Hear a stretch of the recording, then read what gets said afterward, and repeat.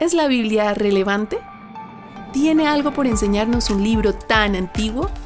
Queremos darnos la oportunidad de descubrir su inesperada riqueza, tratando de entender cómo habla para nuestro día a día, nuestros problemas, nuestro dolor, nuestra vida real. Bienvenidos a Para la Biblia Real, el podcast de Miguel Pulido. Hola queridos amigos, bienvenidos a este nuevo episodio del podcast en el que oficialmente finalizamos nuestra serie sobre los milagros. Como dije, la que es la serie más interrumpida de la historia, pero por fin llegamos a su final. Entonces, hoy se llama Milagros, Ciegos y Árboles. Entonces, quiero mostrarles, porque una de las bases fundamentales de toda esta serie es que hemos dicho que no se trata de preguntar el cómo, ¿no? Porque a veces algunas corrientes religiosas se enfocan en el cómo sanó Jesús, entonces vamos a hacer exactamente lo mismo para que la sanidad sea igual. No, el texto no responde eso. Cuando leemos el Evangelio, Jesús no da ninguna técnica de cómo hacer milagros, y de hecho los milagros son tan diversos y de tanta índole que no podríamos como dar los pasos esenciales para experimentar un milagro. No es así. A veces hace Jesús milagros a distancia, a veces tocando a la persona, a veces la persona tocando a Jesús, a veces hace milagros como lo que hablamos la vez pasada de la multiplicación de los panes y los peces, a veces hace milagros que tienen que ver con la salud de la gente, a veces hace milagros que tienen que ver con exorcismos y liberaciones.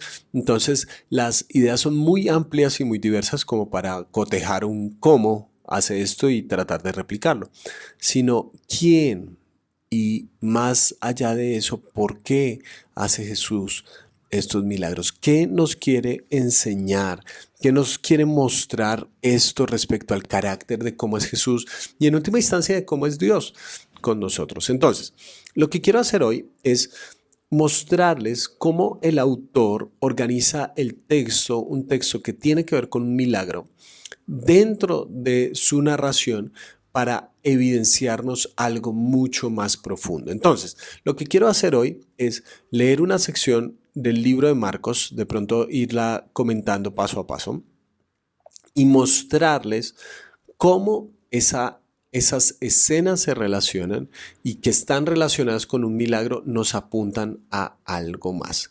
Y espero, mi expectativa es que cuando entonces tú leas la historia de los milagros puedas ver más allá. Cuando veas el texto bíblico puedas ver mucho más allá, y este tipo de acercamientos te puedan dar una mirada mucho más profunda sobre los milagros y que tengan un mayor sentido e impacto en tu vida. Entonces, el texto que vamos a leer no comienza con un milagro, ¿sí?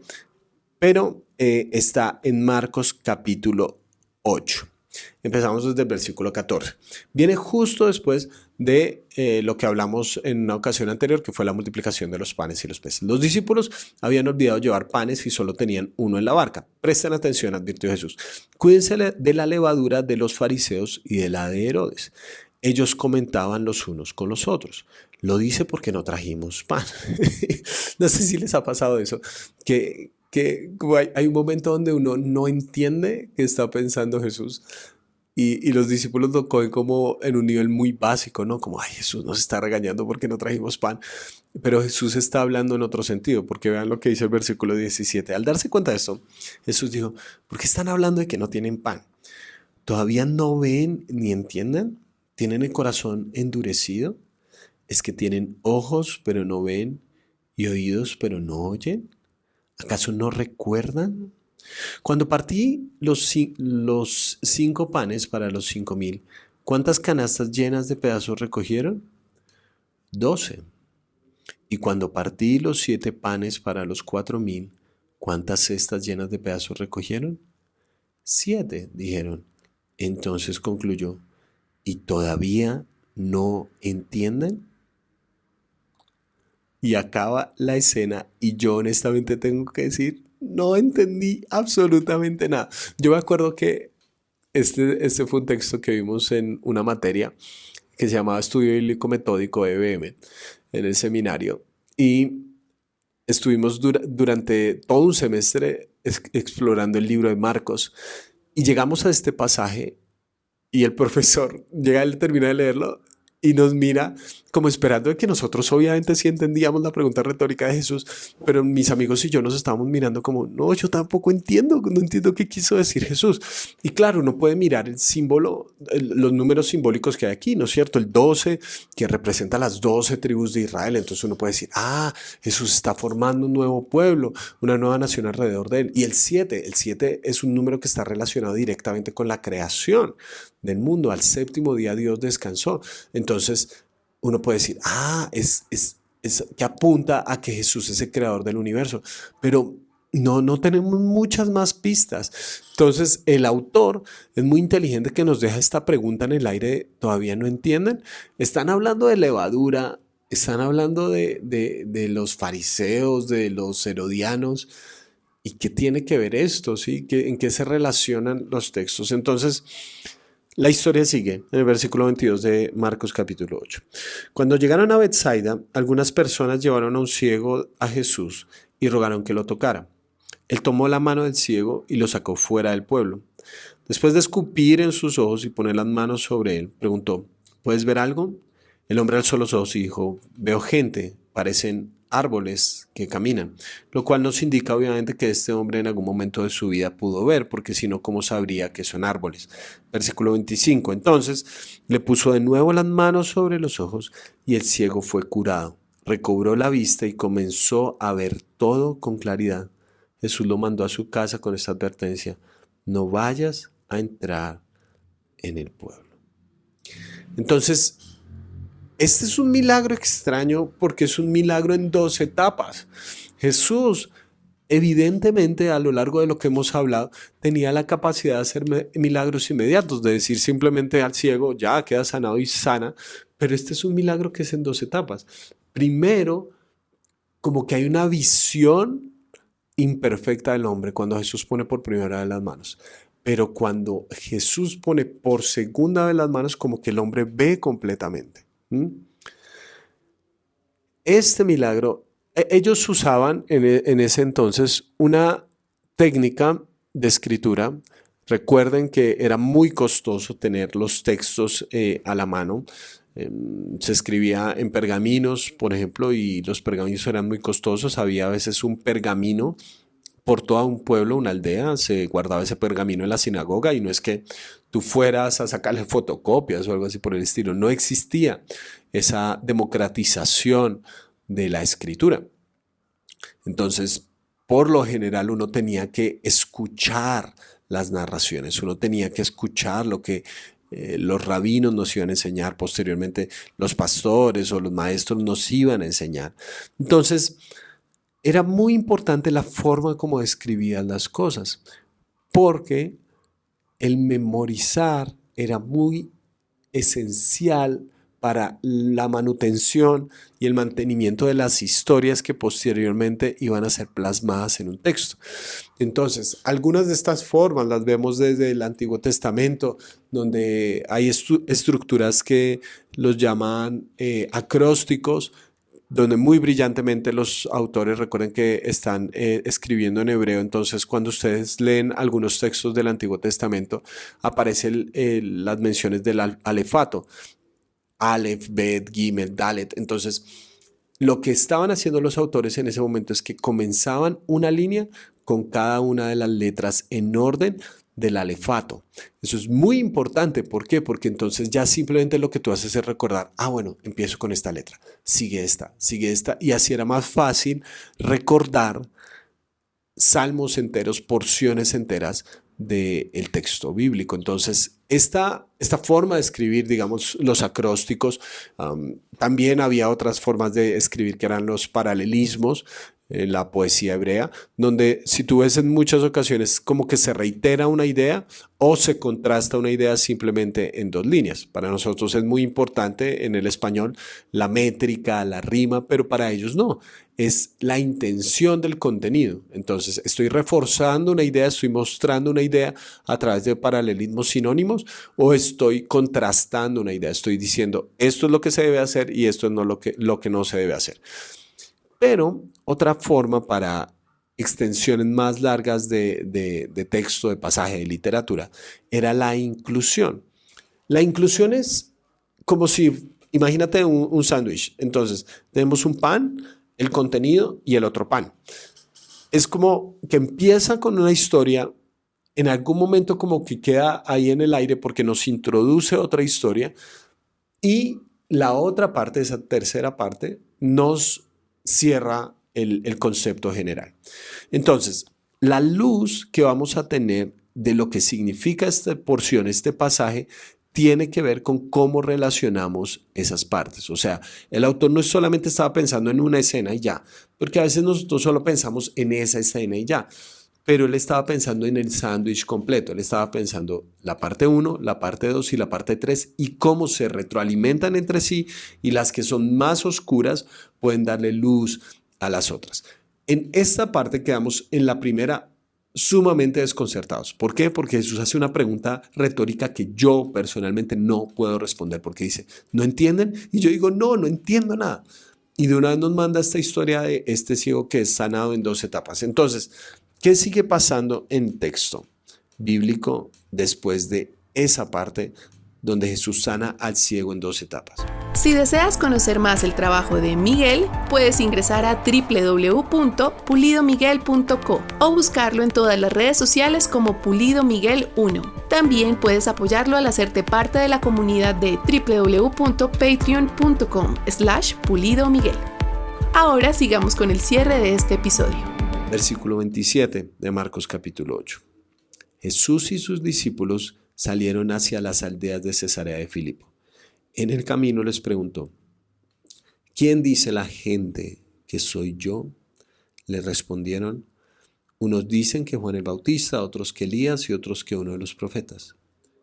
¿Y ustedes, quién dicen que soy yo? Preguntó Jesús. Tú eres el Cristo, afirmó Pedro. Jesús ordenó que no hablaran a nadie acerca de él. Esta es la primera vez en el Evangelio de Marcos donde se da esta confesión por parte de un discípulo, donde le dice, tú eres el Cristo. Ya hemos visto milagros, ya hemos escuchado tus enseñanzas, ya hemos caminado contigo y la conclusión a la que llega Pedro es, tú eres el Cristo. Volvamos un momento atrás, porque lo que teníamos al principio es que Jesús está hablando sobre la levadura de los fariseos y Herodes y todas estas cuestiones. Y ellos están pensando que Jesús está hablando de pan. Les hace la pregunta, ¿ustedes no entienden? ¿Verdaderamente todavía no entienden? Decimos que no. Y en la mitad encontramos a un ciego que es sanado en 2 etapas, como si al principio no puede ver tan bien, pero posteriormente puede ver bien. ¿Y qué encontramos en esta tercera parte? Un momento donde Jesús le pregunta, bueno, ¿qué dice la gente? ¿Qué visión? ¿Qué ve la gente cuando me ve a mí? Y de hecho, muchas de estas afirmaciones no provenían solamente de la gente del común, sino dentro de los fariseos estaba el diálogo de ¿quién es este? ¿Es un profeta? ¿Está endemoniado porque hace milagros? La discusión de Herodes es, ¿será que este es un opositor político que me va a generar problemas? Entonces hay muchas ideas respecto a quién es Jesús. Ideas que pueden ser, en última instancia, una parte. ¿Jesús es un profeta? Claro, pero es más que un profeta. ¿Jesús es un maestro? Claro, pero es más que un maestro. Es como el ciego. Estaban viendo a medias. Pero Jesús le hace una pregunta a sus discípulos. ¿Quién dicen ustedes que soy yo? Y como el ciego, que cuando Jesús les pregunta, por fin pueden ver, dicen, tú eres el Cristo. En boca de Pedro se pone esa declaración. Tú eres el Cristo. Es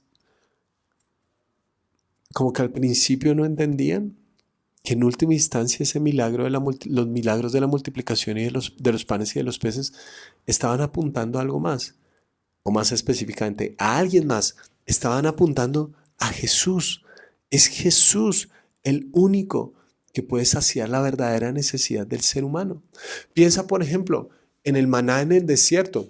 En el maná en el desierto se acababa en algún momento. Jesús les da provisión a esta gente de pan en medio de un desierto cuando les estaba hablando. Pero eso se acaba en última instancia. El pan se va a acabar. En algún momento el maná se va a dañar. En algún momento el maná se va a agotar.